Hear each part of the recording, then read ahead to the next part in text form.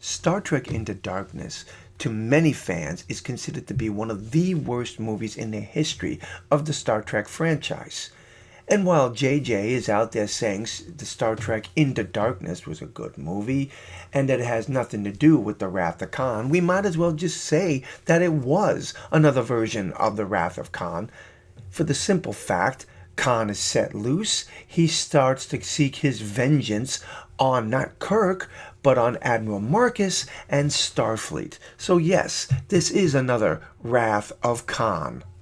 Now, I know other channels out there have to dissect this movie left and right, but after reviewing several of them, I have noticed that I don't think they have picked up on some of the things I noticed, and I want to talk about them today. Let's start off at the beginning of this movie with the Class M planet Nibiru.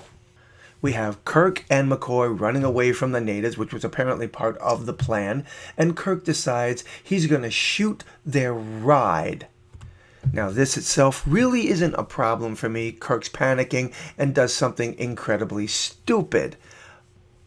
But here is where part of my problems begin with this movie. The very beginning, where the shuttle is launched to drop Spock into a volcano to detonate a cold fusion device to save the planet from annihilation. Spock is dropped into the volcano because the cables have been damaged and the shuttle has been damaged as well due to the volcanic ash that's hit the ship. My question on this one is, how is it that they can make a spacesuit to survive volcanic temperatures, but the shuttle can't? At the same time, we've got another stupid scene taking place here. The Enterprise is in the ocean. You got that, right? They have a ship that circles planets that can transport people from one place to the other with transporters, and they also have shuttles, but their brilliant plan is to drop a ship into the ocean. Now, maybe I'm wrong on this, but wasn't it toward the next generation, the 24th century, where force fields were created to allow shuttles to pass to and from the main ship without affecting the oxygen on board the main ship? Enterprise from the original series, they had to open the shuttle bays and clear the hangar to launch the shuttle. So, if that is true in this particular case, how the hell did that shuttle get out of the Enterprise while it was in the ocean? The minute the bay doors would have opened, it would have flooded the ship, wouldn't it? Now pay attention to this scene here, as the natives get to watch the Enterprise launching from the ocean, and this scene is going to become very important in just a few moments.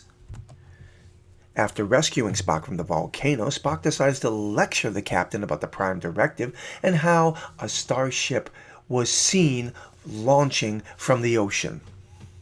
Or maybe it didn't erupt because Mr. Spock detonated a cold fusion device inside it right after a civilization that's barely invented the wheel happened to see a starship rising out of their ocean. That is pretty much how you describe it, is it not?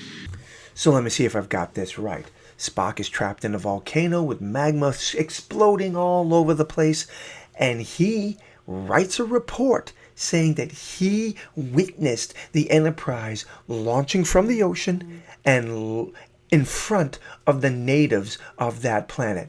How the hell was he able to see those events happen while he was inside the volcano? For all he knew, that Enterprise could have just moved away from the mainland and then took off into the sky. Not to mention the fact that he violated the Prime Directive. They were there to survey a planet, and he detonated a cold fusion device into a volcano, effectively altering the history of that planet because him and the rest of the crew of the Enterprise felt that it was more important to save their lives than honor the Prime Directive. He violated the Prime Directive, and he's giving Kirk lectures at the same time. How about this scene after Khan attacks Section 31? All the Starfleet captains and commanders in the sector are ordered to HQ to discuss what happened. Khan knows the protocol, so he launches an attack on them while they're at the meeting. Fine, brilliant strategy, I commend Khan for that. However, it is Kirk's response to this that I find very interesting.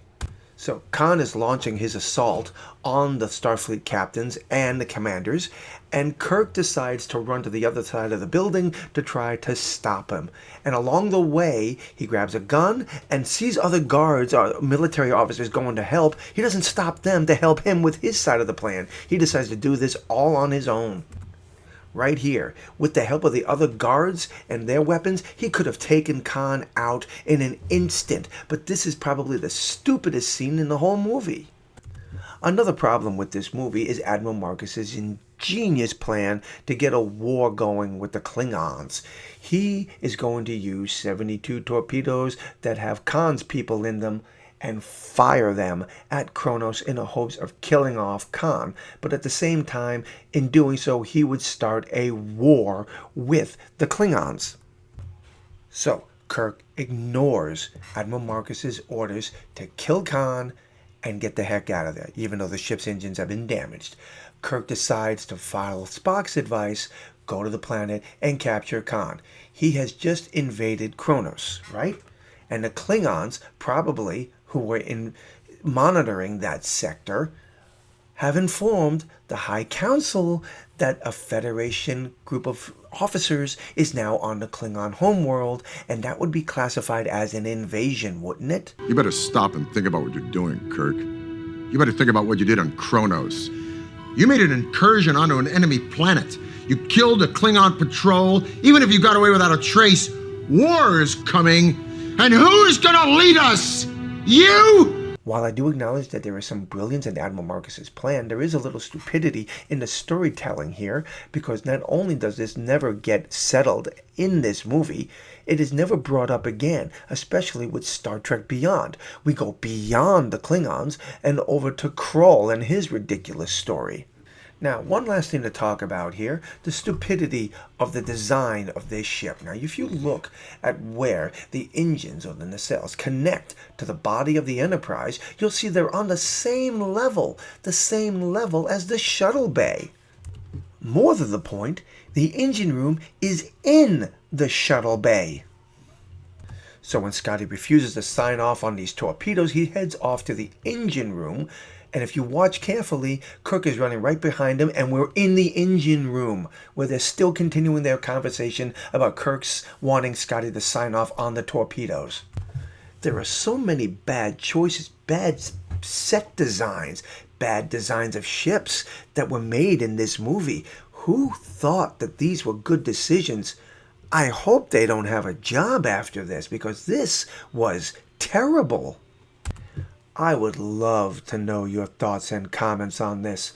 So please drop those comments below and let me know. And until the next time, my friends.